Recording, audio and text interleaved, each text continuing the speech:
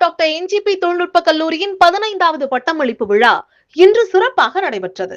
இந்த விழாவில் மொத்தம் 830 மாணவர்களுக்கு பட்டப்படிப்பு சான்றிதழ்கள் வழங்கப்பட்டன.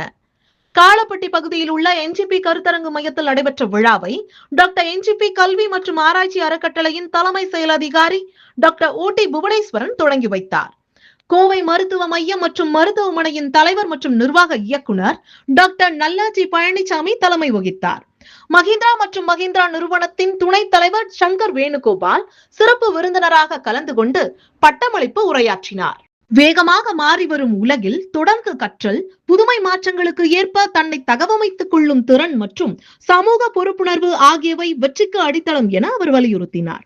டாக்டர் என்ஜிபி தொழில்நுட்ப கல்லூரியின் முதல்வர் டாக்டர் எஸ்.யு. பிரபா ஆண்டு அறிக்கையை சமர்ப்பித்தார். மேலும் கல்லூரி செயலாளர் டாக்டர் அருண் என். பழனிசாமி மற்றும் அறங்காவலர் மதுரா வி. பழனிசாமி ஆகியோர் பட்டம் பெற்ற மாணவர்களை வாழ்த்தினர். விழாவில் 576 இளநிலை மற்றும் 254 முதுநிலை மாணவர்கள் என மொத்தம் 830 பேருக்கு பட்டங்கள் வழங்கப்பட்டன. இதில் நிர்வாகத்தினர், பேராசிரியர்கள், பெற்றோர்கள் மற்றும் சிறப்பு அழைப்பாளர்கள் திரளாக கலந்து கொண்டு விழாவை சிறப்பித்தனர். கல்வியுடன் சமூக பொறுப்புணர்வையும் வளர்த்துக் கொள்ள வேண்டும் என்ற அறிவுரையுடன் டாக்டர் என்ஜிபி தொழில்நுட்ப கல்லூரியின் 15வது பட்டமளிப்பு விழா உற்சாகமாக நிறைவடைந்தது.